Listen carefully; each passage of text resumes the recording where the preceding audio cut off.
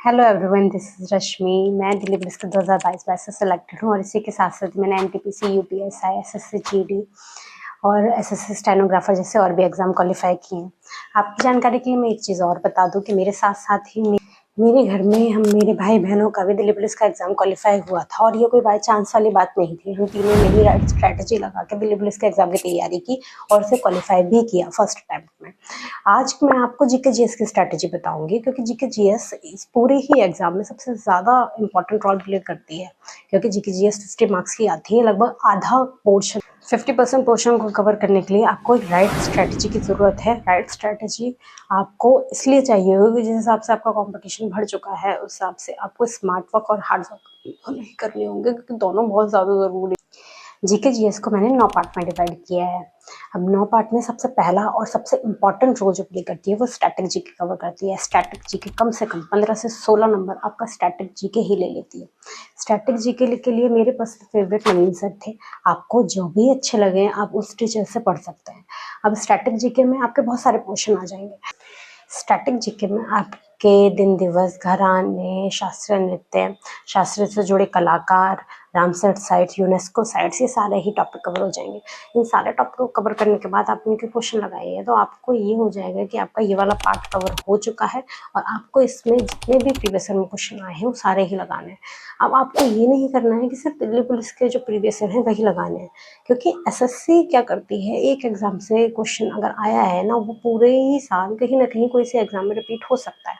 तो जैसे SSC GD के एग्जाम भी चल रहा है, एसएससी जीडी के एग्जाम होने के बाद एसएससी जीडी में जितने भी जीएस के क्वेश्चन पूछे आपने अभी ही कवर कर लीजिए, तो आपको एक आइडिया हो जाएगा कि एसएससी ऐसे सवाल पूछ रही है। ये हो गई आपकी स्टैटिक की बात। आप आ जाते हैं हिस्ट्री पे। हिस्ट्री आपकी 5 से 6 नंबर की पूछी जाती है। हिस्ट्री को कवर करने के लिए आप लूसेंट भी पढ़ सकते हैं या आपको अगर जैसे चाहें आप ऑनलाइन भी तैयारी कर सकते हैं। मैंने जिस टाइम पे तैयारी की थी उस टाइम पे स्टडी आईक्यू नाम से एक चैनल था, उससे मैंने हिस्ट्री कवर की थी। उसमें सर ने हिस्ट्री को एक छोटे छोटे पार्ट में डिवाइड किया था। जैसे अकबर का पूरा पोर्शन बता दिया, अकबर की पूरी लाइफ हिस्ट्री बता दी कि अकबर ने क्या किया था, बाबर की बता दी, महाराणा प्रताप की बता दी। उस हिसाब से आपको हिस्ट्री ऐसी लगेगी जैसे आप कोई कॉमिक पढ़ रहे हो।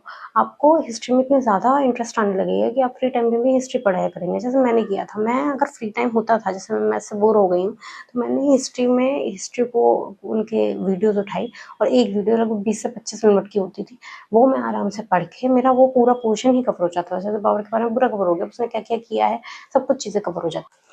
जैसे हिस्ट्री में आपने कोई भी वीडियो ले ली, उसमें वीडियो में जैसे बाबर के बारे में उन्होंने पूरा बताया है, तो बाबर में कौन से युद्ध लड़े थे, बाबर ने कब गद्दी पे बैठा था, सारी ही चीज़ें बता दी। तो उससे आपका बाबर वाला पोर्शन कवर हो गया। फिर अकबर वाली चीज़ें बता दी, तो ऐसे आपकी सारी चीज़ें ही कवर हो जाएंगी। धीरे धीरे करके आपका टॉपिक इतने कवर हो जाएंगे कि आपका मुगल काल और तुगलक वाला काल आपका कैसे कवर हो गया ना, आपको पता भी नहीं चलेगा। अब आ जाते हैं पॉलिटी पे। पॉलिटी भी आपकी 6 से 7 नंबर की पूछी जाती है। उसमें अनुच्छेद और संशोधन ये ज़्यादा इंपॉर्टेंट रोल प्ले करते हैं। संशोधन आप पढ़िए और अनुच्छेद आप पढ़िए। मैंने पॉलिटी के लिए क्रेजी जीके ट्रिक नाम से एक यूट्यूब चैनल था, उससे ही पढ़ाई की थी। जैसे अनुसूचियाँ, मुझे आज भी उस चैनल में एक पोएम बताई गई थी, मुझे अनुसूचियाँ आज भी उसी की याद है और मैं आज भी उसी से अपने अनुसूची वाले क्वेश्चन कवर कर लेती हूँ।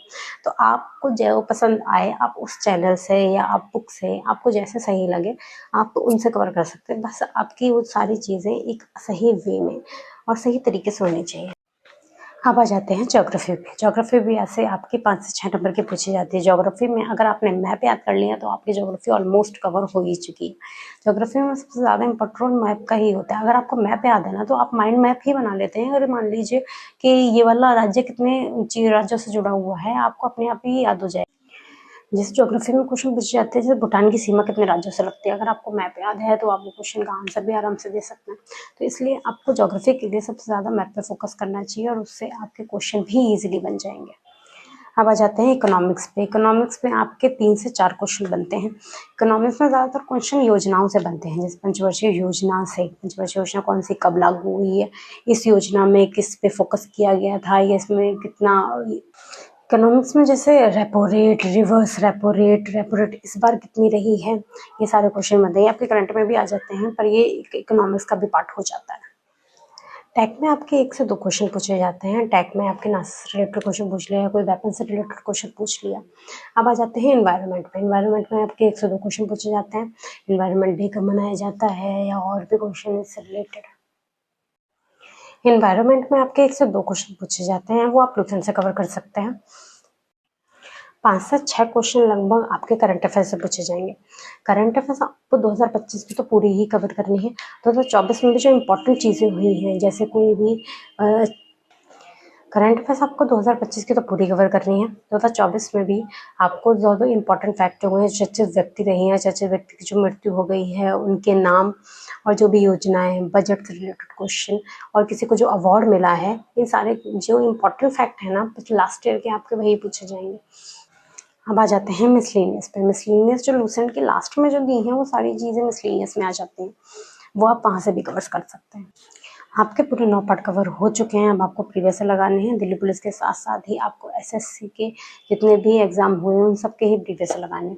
आपको ये वीडियो कैसी लगी, आप मुझे कमेंट बॉक्स में ज़रूर बताएं। और आपको अगर कोई भी कन्फ्यूजन रह गया है, आप मुझसे पूछ सकते हैं। मैं आपके सारे कन्फ्यूजन को सॉल्व करने की पूरी कोशिश करूँगी। Thank you.